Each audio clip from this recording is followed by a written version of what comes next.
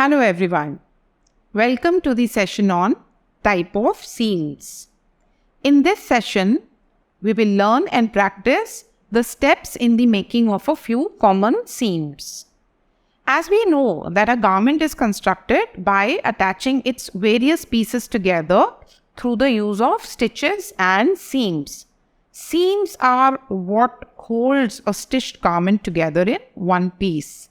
A knowledge of various types of seams will help to understand the process of garment making and also improve the quality of garment construction by using the suitable seam. Let's first understand what a seam is. The term seam refers to the fabric joints on a garment. It is a method of attaching two or more fabric pieces together, usually using a sewing machine. Seams can also be made by using permanent hand stitches such as backstitch. The seams on a garment play a twin role. A functional role, which is of securely holding the different fabric pieces of a garment to give it durability and also make the wearer feel comfortable. And the second role is that of a visual role. A visual role of seams is that of fitting and enhancing the look of the three-dimensional shape of the wearer's body and improving the appeal of the garment with the help of perfectly formed shapes and lines and neat finishes. We have several types of seams to choose from. Let's discuss the basic seam categories. The fashion industry uses several types of seams. There are also subtypes of these. These are classified into the following main categories: plain seam, self-enclosed seams, and decorative seams. Plain seam. Plain seam is a basic category in which fabric pieces are joined by placing on top of each other, right side facing right side, and then stitched. The seam allowances remain pressed open and they require appropriate finishing for securing the seam. The enclosed seams. In the enclosed seams, the seam allowance gets hidden inside the seam itself. Since the seam allowance is secured within the seam itself, there will be no need for additional finishing of the seam. These self-enclosed seams are required in locations such as collars, cuffs, facings, lapels, pockets, pocket flaps, where the seam allowance needs to be necessarily hidden. Reversible garments also require the use of enclosed seams. Enclosed seams have two subcategories: ridge seam and flat seam. Ridge seams look similar to plain seam on the outer side of the garment, but on the inside, the raw edges of the seam allowance are enclosed within the seam during the seam construction process. French seam, about which we will learn shortly, is a ridge seam.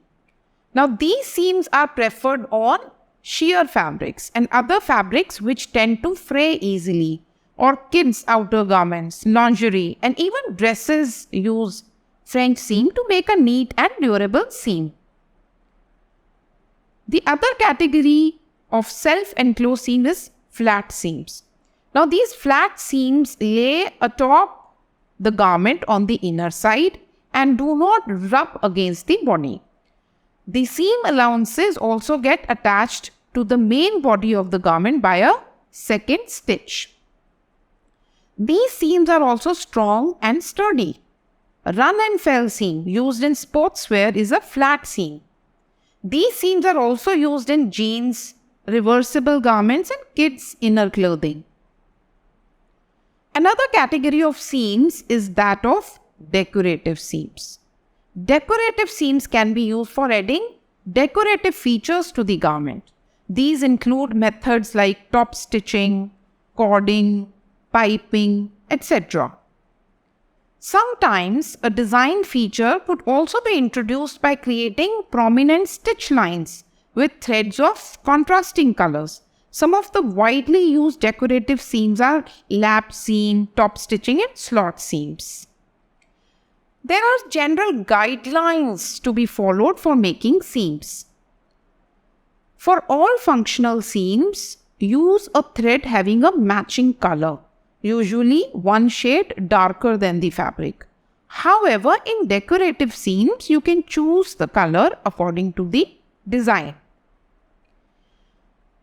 There should be no puckering or pulling on the seams. They must look neat and feel smooth.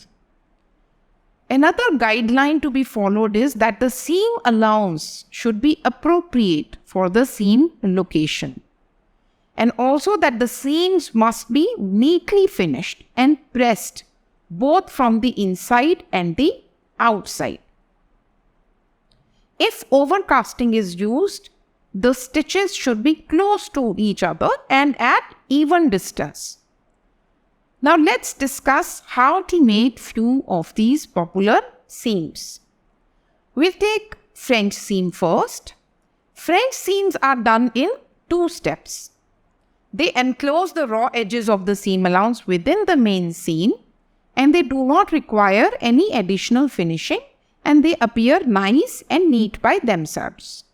They're also strong and durable. As I already told you, this seam is preferred for fine or sheer fabrics and delicate woven fabrics like silk, chiffon, organza, etc. For the construction steps, only 1 centimeter seam allowance is taken for making a French seam. We'll look at the demonstration of how a French seam is made. So let's understand how to do French seam. Now French seam is a self-enclosed seam. So you will see that the raw edges will not be visible and they will get enclosed within the seam finish. Okay. So for making French seam, we take 1 centimeter seam allowance on both the pieces. Okay. So in the French seam, we will start by applying a machine stitch on the right side of the fabric. See, the marking has been done on the wrong side. Usually we stitch on the wrong side of the fabric. But in case of French seam, we will start making a stitch on the right side of the fabric. Please remember that we have taken 1 centimeter seam allowance, but the first stitch that has to be done on the right side would be just 1/4 of a centimeter away from the edge. So it would be quite close to the edge. So let's take it on the sewing machine and let me show you how it is done.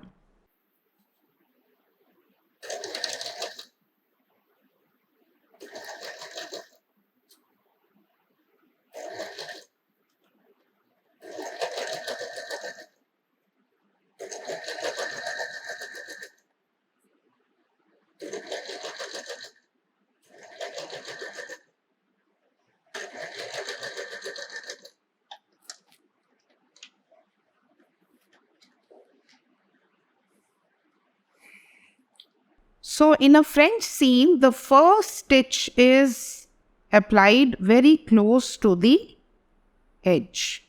Okay.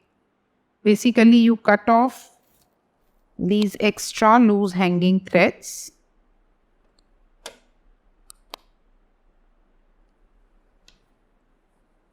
So after stitching on the edge, you have to open it and you have to iron on the fabric on both the sides.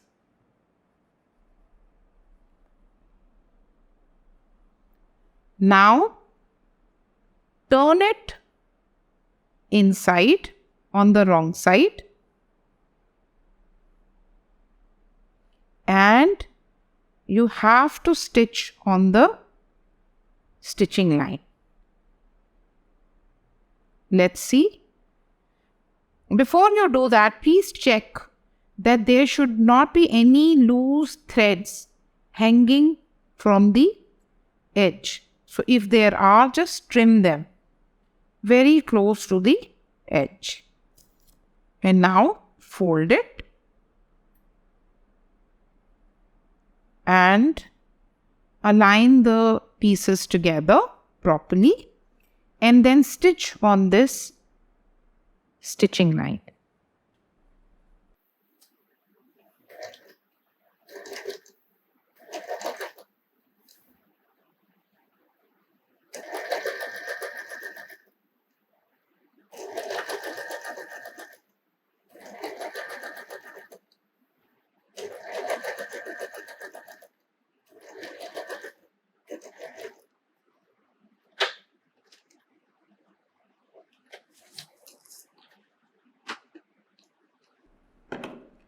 So basically we have stitched on the seam line from both the sides. And the final step, of course, is ironing. We just iron the seam.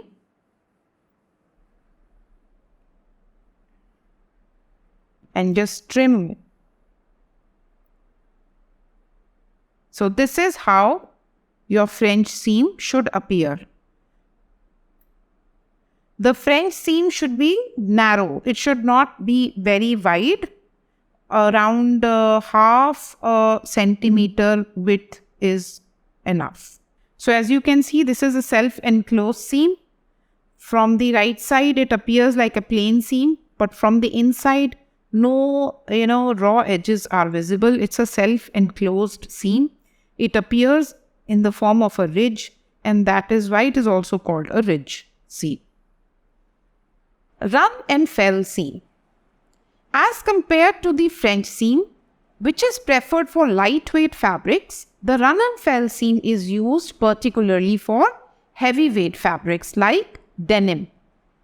Seam allowance on one of the fabric pieces is closely trimmed to reduce the bulk at the seam.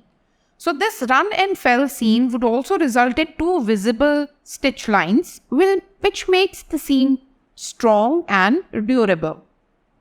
These run and fell seams are also widely used in sportswear, heavy-duty garments, and men's and kids' wear. This seam also does not need any additional seam finishing.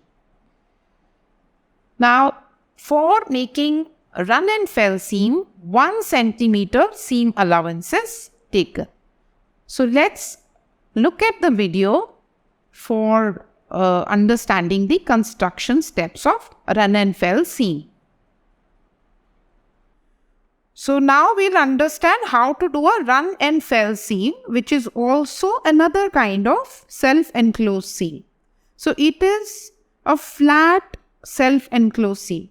For doing run and fell seam, we take the seam allowance as 1 centimeter on both the sides. You can take it as 1.5 centimeters as well. So for making run and fell seam, again, just like in the case of a French seam, we put the first seam on the right side of the fabric. For run and fell seam also, we will make the stitch on the right side of the fabric. Since we have taken the seam allowance as 1 centimeter, so we will make the seam at 1 centimeter from the edge of the fabric. So we will, I'll take the sample to the sewing machine, and you have to stitch on the seam line, which is marked 1 centimeter away from the edge. So you just run the sewing machine on the seam. You can give, a back stitch as well to secure the seam. This is how it appears. It has to be, done on the stitching line. After this, we will iron the seam. So we will just iron the seam on both the sides. Please make it a habit to iron the seams as soon as you make them. And also remove the extra hanging threads. Of course, after making the seam, you will remove the loose hanging threads. That's part of finishing. Okay. So after cleaning the seam, now in run and fell, what we do is, we take just one side of the seam allowance. This is 1 centimeter. What we do is, we cut it from the middle. So you can also draw a line in between, in the center, and then just cut it in the middle. Just one side of the seam allowance. Okay. So this is how it appears. So one side is complete, 1 centimeter, the other has been cut. Half centimeter has been cut off. So now what you do is, you just fold it on top and then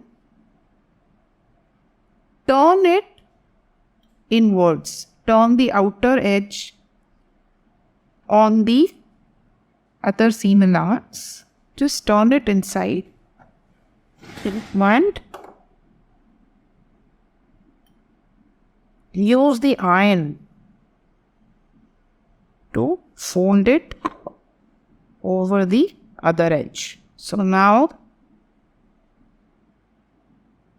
turn it here and you have to stitch on the outer edge, close to the edge.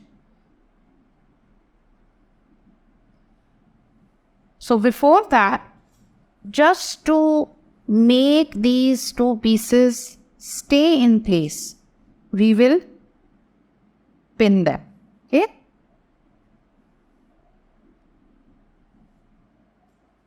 So you may use the pins or you may do the hand basting stitch. Even basting would do. And just pin these edges in place. You can check from the other side also.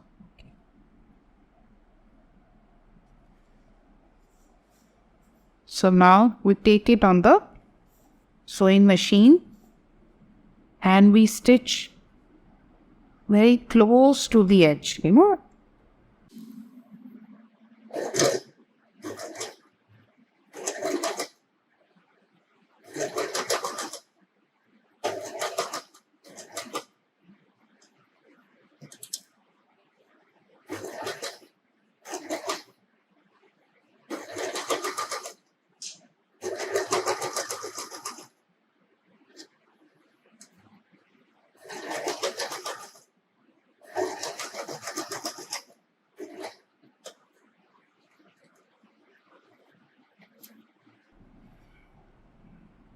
and just cut off those hanging threads. And this is how a run and fell seam appears on the right side. So you see 2 rows of machining done. So you might have seen this kind of a stitch in your jeans, denim jeans, on the outer edge. This is how it appears. Okay, and from the inside it appears as like this.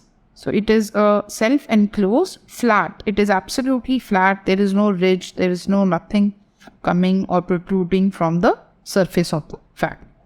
So this is how run and fell seam is made.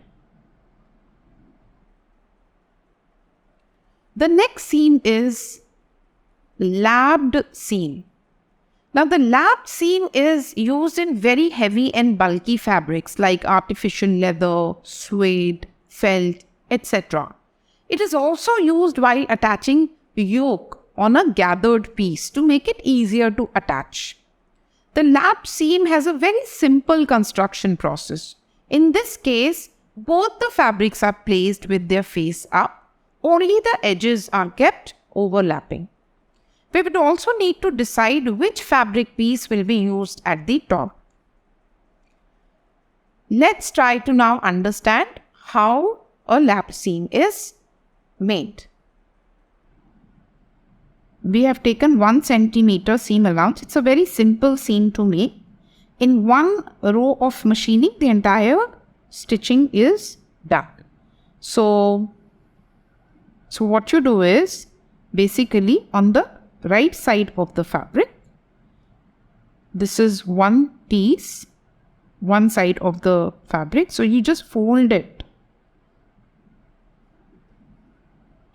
So the seam allowance, from the seam allowance, just turn it inside and iron over it. So we have taken seam allowance 1 centimeter. So we'll just fold it and just keep it on top of the other edge. So it's as simple as that.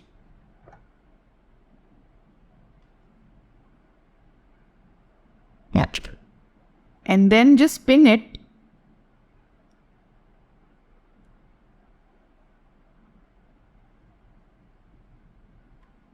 So that is why it is actually overlapped, and overlapped or lapped seam. So we just overlap one edge of the piece over the other piece and we stitch on top.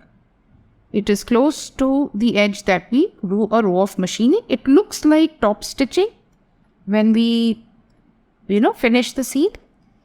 And this kind of a seam is, it is quite convenient to use when we have to attach, yokes. So suppose we are attaching a skirt yoke and the yoke portion has to be attached with a gathered portion. So it is very easy. Just fold the edge and then put it on top of the other edge, and just with a single row of machining, the seam is made. The beauty of the seam comes through the edge stitching. It has to be even, it has to be done close to the edge.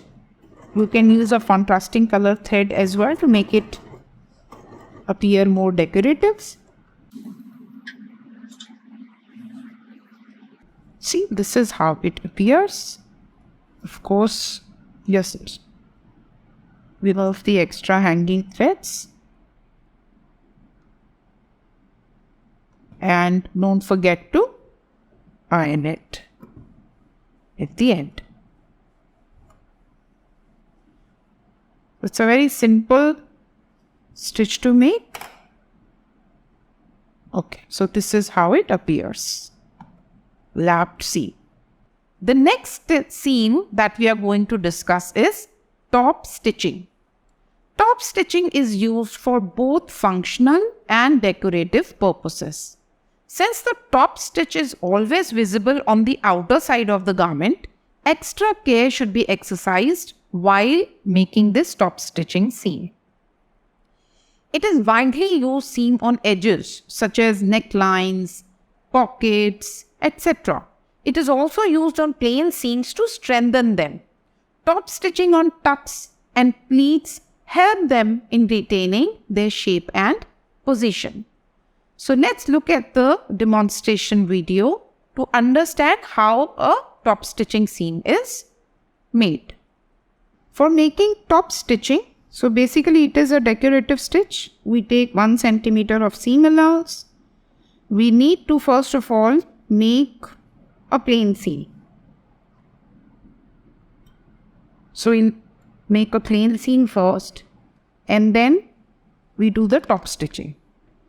So for plain seam, simply put these two pieces together and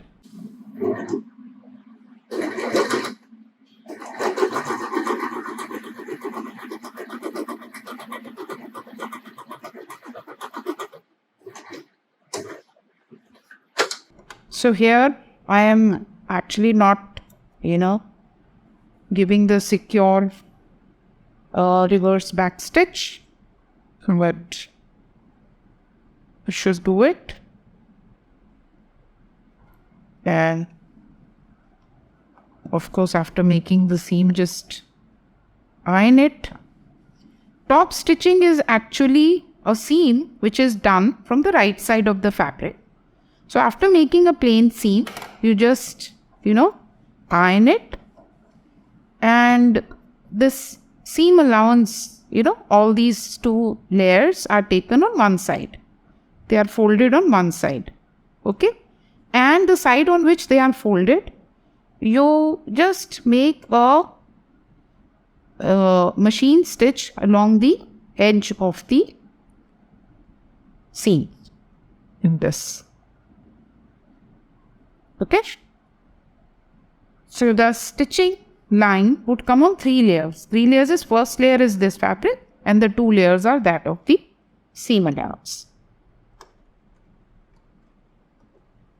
So this top stitching is actually considered a decorative stitch. You can do it with another colored thread, and it has to be done close to the edge.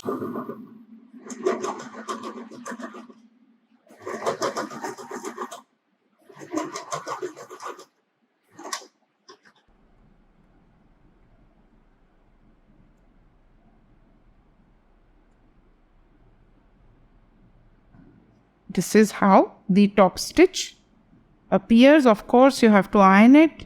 It looks like lapped seam, but it is more strong and more durable than a lapped seam, because lapped seam is very dull, using one row of machining only. But here we have used 2 machinings. One was to make the plain seam and the other one is done for tall.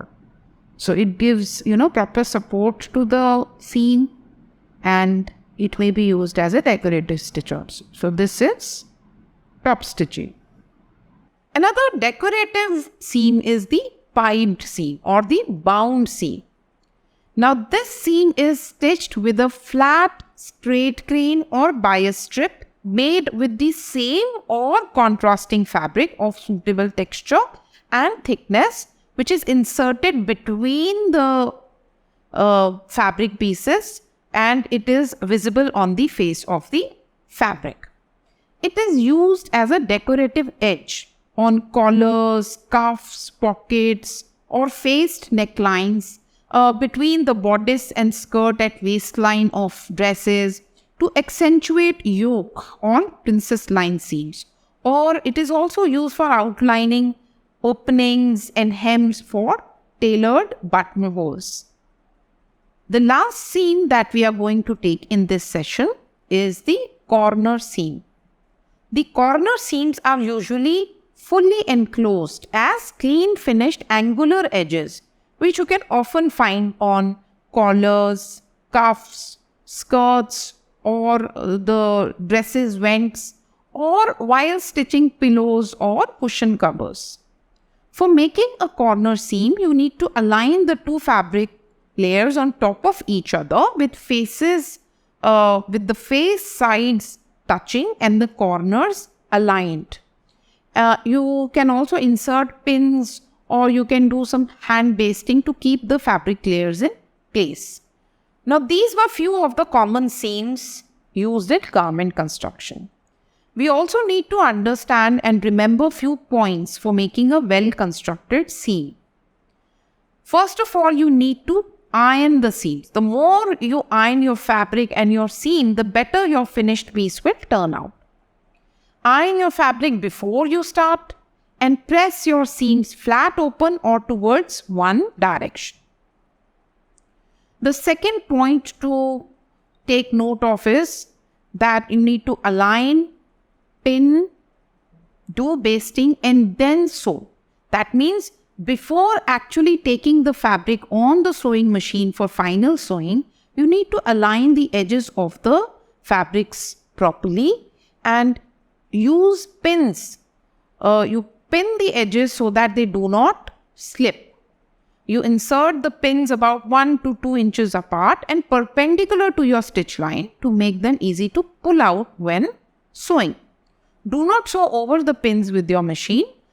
You may do even basting also, so that in some cases, especially when you're attaching facing on the neckline, one should prefer using basting rather than just pin basting.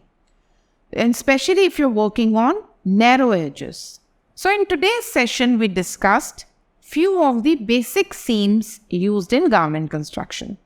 So I hope you found today's session useful and you will use the seams that you learned today in your upcoming sewing projects.